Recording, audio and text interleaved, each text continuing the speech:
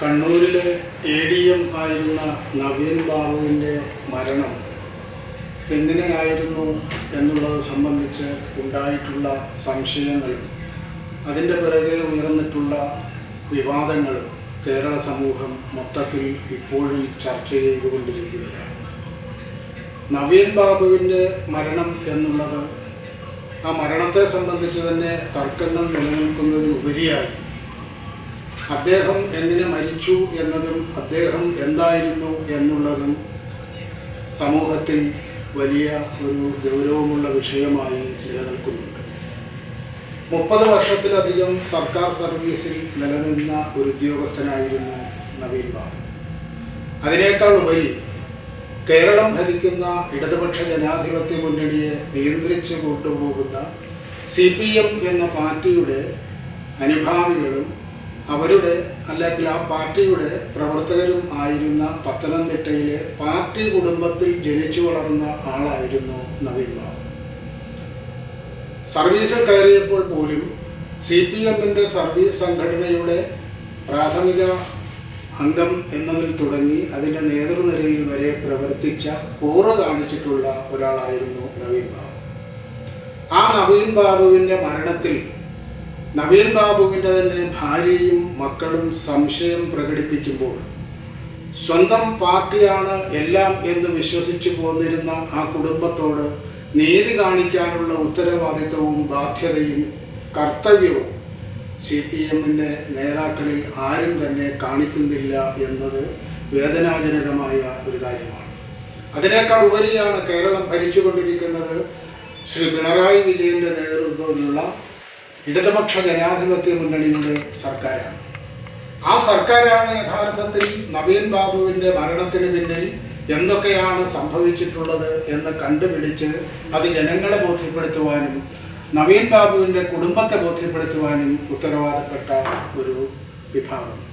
ആ ഗവൺമെൻറ് പോലും നവീൻ ബാബുവിൻ്റെ കുടുംബത്തിൻ്റെ ന്യായമായ ആവശ്യങ്ങളോട് മുഖം തിരിഞ്ഞു നിൽക്കുന്നു എന്നതിൻ്റെ ഏറ്റവും വലിയ തെളിവായിട്ടാണ് ഇന്ന് ഇത് സംബന്ധിച്ച് കേരള ഹൈക്കോടതിയിൽ വന്ന കേസിൽ സർക്കാർ ആ കേസിൽ പറഞ്ഞിരിക്കുന്നത് അല്ലെങ്കിൽ നിർദ്ദേശിച്ചിരിക്കുന്നത് CBI അന്വേഷണത്തിൻ്റെ ആവശ്യം ഇല്ല എന്നാണ്.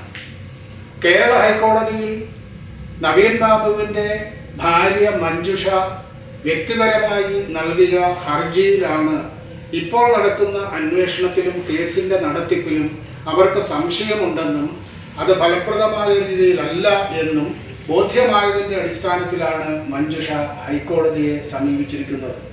അങ്ങനെ ഹൈക്കോടതിയിൽ നിന്നും നീതി ലഭിക്കും എന്ന് വിശ്വസിച്ചുകൊണ്ട് നവീൻ ബാബുവിൻ്റെ ഭാര്യ സ്വന്തം വീട്ടിൽ കഴിയുമ്പോഴാണ് ആ നവീൻ ബാബുവിൻ്റെ പാർട്ടി കുടുംബത്തിൻ്റെ ബന്ധുക്കൾ എന്ന് പറയുന്ന നമ്മുടെ ഭരണകൂടം അല്ലെങ്കിൽ ഇടതുപക്ഷ ജനാധിപത്യ മുന്നണിയുടെ സർക്കാർ ഹൈക്കോടതിയിൽ മഞ്ജുഷയുടെ ആവശ്യത്തെ തള്ളിക്കളഞ്ഞുകൊണ്ട് CBIയുടെ അന്വേഷണം ഇവിടെ ആവശ്യമില്ല, എല്ലാ അന്വേഷണങ്ങളും കൃത്യമായി നടക്കുന്നുണ്ട് എന്ന് നിഷേധാത്മകമായ ഒരു നിലപാട് ഇപ്പോൾ സ്വീകരിച്ചിരിക്കുന്നത്.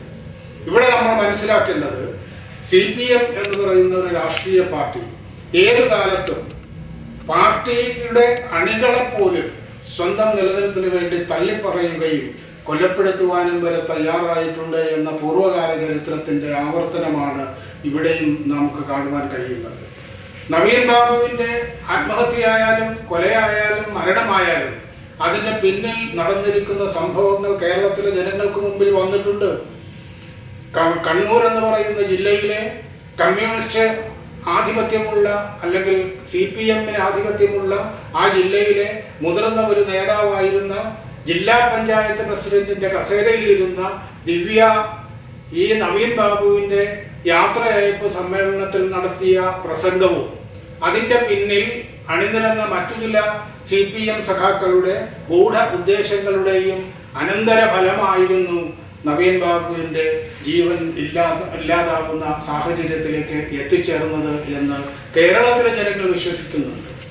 ഇത് കേരളത്തിലെ ജനങ്ങൾ ഒറ്റക്കെട്ടായി സംശയം ഉയർത്തുമ്പോൾ പോലും സ്വന്തം കുടുംബത്തിൽ അല്ലെങ്കിൽ പാർട്ടി കുടുംബത്തിൽ പിറന്ന ഒരു മുതിർന്ന ഉദ്യോഗസ്ഥന് ആത്മഹത്യ ചെയ്യേണ്ടി വന്നു, അല്ലെങ്കിൽ അദ്ദേഹത്തിൻ്റെ ജീവൻ ഇല്ലാതാകുന്ന സ്ഥിതി വന്നു എന്ന് പറയുമ്പോൾ അതിന്മേൽ ആ കുടുംബത്തിലെ ദുഃഖത്തിൽ ഇപ്പോഴും കഴിയുന്ന ഭാര്യയും മക്കളും കോടതിയിലെത്തി ഇതിന്മേൽ ഒരു കൃത്യമായ അന്വേഷണം വേണം, അത് നടത്താൻ CBIക്ക് മാത്രമേ കഴിയൂ എന്നാവശ്യപ്പെട്ടപ്പോൾ അതിനെ എതിർക്കുവാൻ CPMൻ്റെ നേതൃത്വവും അവർ നയിക്കുന്ന കേരള സർക്കാരും മുന്നോട്ട് വന്നു എങ്കിൽ ഇതായിരിക്കും പ്രിയമുള്ള കേരളത്തിലെ CPMൻ്റെയും കമ്മ്യൂണിസ്റ്റ് പ്രസ്ഥാനത്തിൻ്റെയും സഖാക്കന്മാരെ നിങ്ങളുടെയും അവസാന വിധിയും അവസാനത്തെ ജാതക ഫലവും ഇത്തരത്തിലുള്ളതായിരിക്കും എന്ന് പറയുവാനാണ് നമുക്ക്, അല്ലെങ്കിൽ കേരളത്തിലെ സമൂഹത്തിന് ഇപ്പോൾ കഴിയുക എന്ന് മാത്രം പറയുന്നു.